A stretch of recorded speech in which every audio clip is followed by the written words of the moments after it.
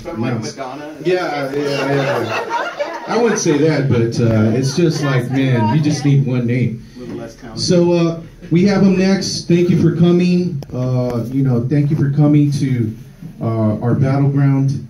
And like I said, Daraka chose to have 10 minutes to answer questions. So he told me once I've done 5 minutes, I'll let him know. Okay. Thank you, Daraka. Hey, thank you, brother. Can we get a round of applause for your regional director? After being party chair, a county party chair, it's the hardest job in California politics, which is why the pay is so great. My name is Daraka Larimore-Hal, and I have the honor of serving as your state party vice chair. I'm a grassroots activist. I'm a grassroots guy.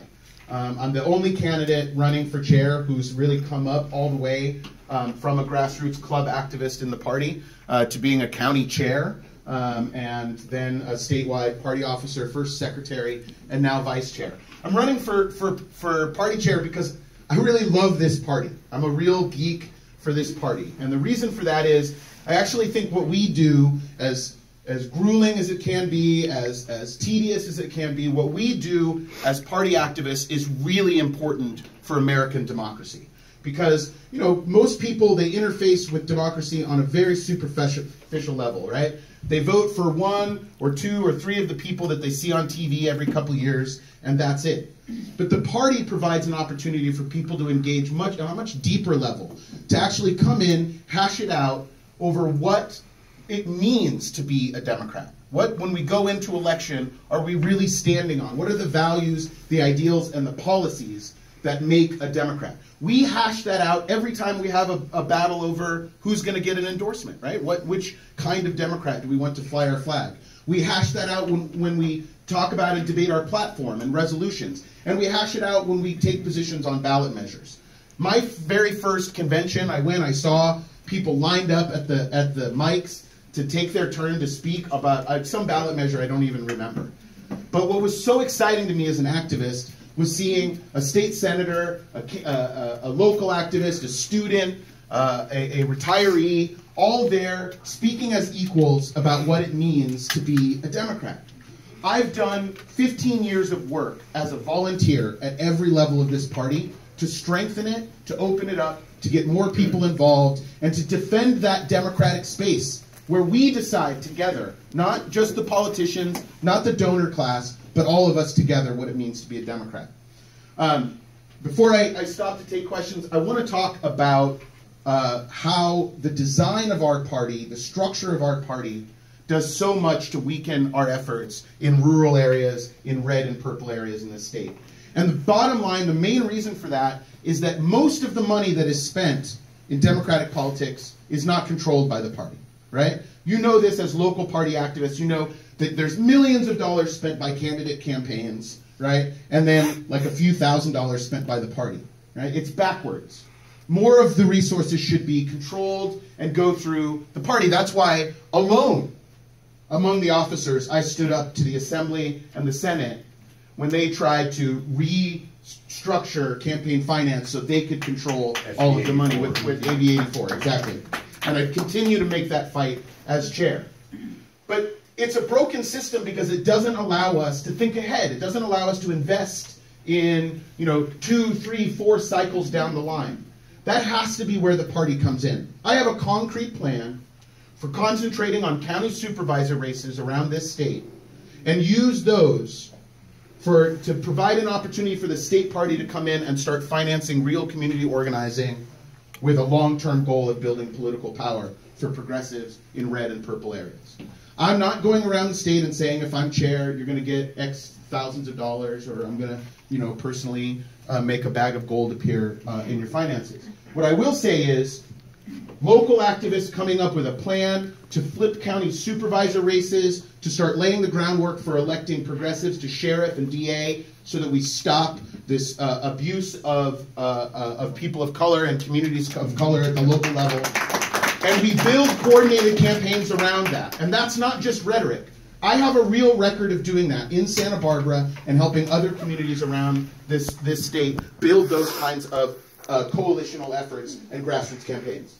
Okay, so with that, I'd like to open it up for questions. Yes, in the back. So your main California, we've never had a president since what's his name, two what's his name, Yeah. As president, and we've never had a woman. And we have an opportunity to have a woman from California be president of the United States. If you're chair, will you support Senator Harris? If I'm chair, I'm not going to officially or publicly support any candidate for president because I want to make sure that everybody feels like it's a fair process, it's an open process, etc. I have political issues with Senator Harris, mostly going back to her years in law enforcement. I think she's been a really good senator so far. Well, I just want to know that you wouldn't support the independent Bernie Sanders. Well, I did support Bernie Sanders last time. I was the highest ranking Democrat in California to support Bernie Sanders. I like Bernie Sanders. What I'm really excited about in this cycle, though, is that last time it really felt like it was this either or, like either we expand what we're talking about and fix the party and grow the party, or we go back to the 90s. This time we've got a range.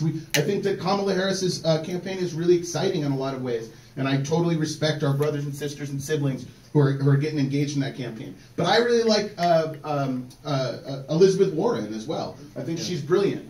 I'm excited about what Mayor Pete's bringing to the race.